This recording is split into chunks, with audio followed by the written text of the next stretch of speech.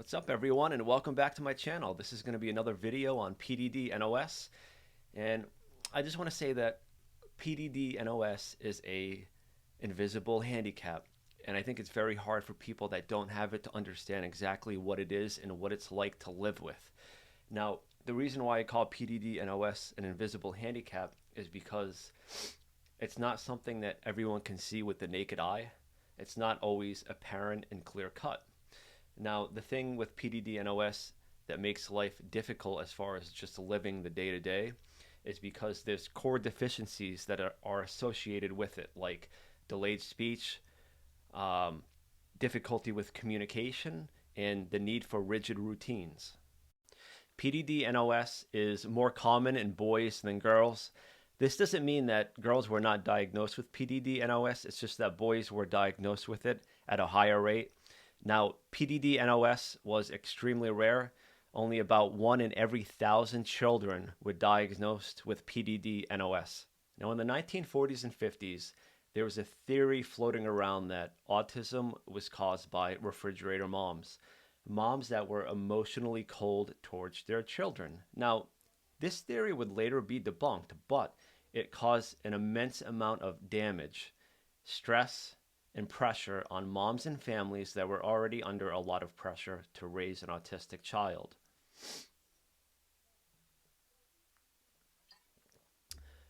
Now, the theory emerged, like I said, back in the 40s and 50s, suggesting that the lack of maternal warmth and emotional connection caused autism, leading to children being seen as refrigerated. By the late 1970s, research included twin studies pointed towards genetic and neurological causes for autism, disproving the parenting-based theory. The refrigerator mom concept caused an immense guilt, shame, and distress for mothers who were unfairly blamed for their children's conditions. Now, PDD-NOS is also known as atypical autism, and as I alluded to in my last video, it is no longer used in the autism field. In 2013, when the DSM-5 model came out, PDD-NOS was discontinued.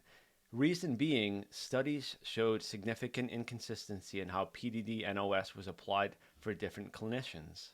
The criteria were often considered vague or sub-threshold, making it difficult to pinpoint the exact characteristics and leading to varied diagnosis for similar presentation of symptoms. Now, I want to elaborate a little further on the 3 main core deficiencies that make living life with autism very difficult. And the first one was delayed speech. Now, I will tell you that this is a very tangible, real thing. I myself experienced this as a child. I had delayed speech.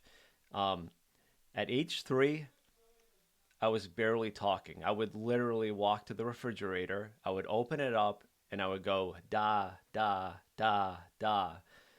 I had no vocabulary. I didn't know how to communicate my needs. And this basically led to me having to do 2 years of preschool back to back, which would include speech therapy. Now, I had speech therapy all the way through elementary school. But this was very problematic because we know that talking is a primitive form of communication. So because I had delayed speech and I had difficulty talking and interacting with other students, this made my life very difficult. I wasn't able to communicate my needs, I wasn't able to make new friends, and it made my life very problematic. So I think the only reason I'm able to sit here and talk to you about my PDD-NOS today is because of early intervention. When I was very young, the psych evals that I got determined that I did indeed have PDD-NOS, and this dictated that I needed early intervention to address my deficiencies. And so, because of that, I was able to get speech therapy that started when I was about 3 years old, and it continued through elementary school. And this gave me the tools that I needed in my toolbox to improve my social skills, my vocabulary, my communication, and this allowed me to better function in society. Now, the second core deficiency is difficulty with communication. Now, we all know that talking is a primitive form of communication, and when you can't communicate well with others, it can leave a lot of negative impacts in your life. Now, in my own personal experience, I had serious communication deficiencies. And with that came the inability to communicate my needs with others. So this left me to be very frustrated, and I actually became resentful towards others because I had all these thoughts and feelings inside, but I didn't know how to get those out and express them in words. So because of communication deficiencies, it led me to feeling very isolated. I felt like I was on an island all by myself and nobody understood me because I couldn't express myself in words.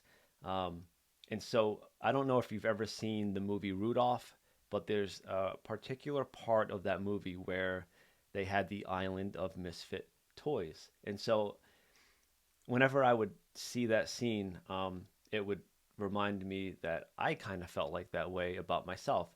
I never felt like I fit in with others because of my PDD-NOS diagnosis. And the third core deficiency is the need for a rigid routine. And this is because it provides stability, predictability, and control in a world that feels overwhelming and unpredictable, reducing anxiety and conserving the significant mental energy needed for constant decision making and processing new information. I've always been at my best when I have a full-time job. It creates a certain level of predictability, and like even though no job is safe and you could lose your job at any moment, just having that job would give me the same routine each and every week where I would work Monday through Friday and have the weekends off. And this would give me a great sense of relief and satisfaction. I went through a very difficult 3 year period about 15 years ago where I was laid off 3 times in 2 years. Um, this was a very difficult time for me, and I just remember it vividly when I didn't have a job on those 3 separate occasions within that 2 year period. Um, I felt very insecure. I felt very unstable. My anxiety was through the roof because I never knew what my next job was going to be, where it was going to take me, how I would perform on my next job. So that constant unpredictability does not jibe well with my autism. So, having a job, having a certain predictable routine is very, very important in my life. One more thought I want to add on this video before I end it has to do with bullying. I don't think it's all that uncommon for children with autism to be bullied. In fact, I would argue autistic children are bullied at much higher rates than non-autistic children. As for myself, at a relatively young age, I was bullied not once but multiple times. And I think part of the reason is because students could sense that I was different from them. They didn't necessarily know that I had autism, but they just knew I was different from them. On one particular day, I had a very traumatic experience. A student that was at least twice my size decided that he was going to bully me, and there wasn't much I could do to avoid the situation. He was just much bigger and stronger than me. And I remember he took me, he picked me up, and he threw me into the pavement multiple times. And this led to me having blood coming from all different parts of my body. I remember my knees and my elbows had blood coming from them. It was very, very scary. And at this particular time, I had about a 5 minute walk home. So once I was able to finally get away from the bully, I remember I got home and my mom looked at me in shock. She was just in disbelief with the amount of blood that was coming from my body. I had road rash all over. And so my mom had to go down to the school and report this to the principal so it would be documented. And so, this is just one example of the bullying that I received. It happened many more times. This is just one example of it. And so, these are very traumatic experiences that I will never forget. I will end this video by saying I hope this video reaches other people with autism that live with it day in and day out that can really relate to what I'm saying in this video. If you find value in this video and you can really relate to what I have to say, I strongly encourage that you comment down below. I would really love to hear your story. Until my next video, I hope you all have a great day.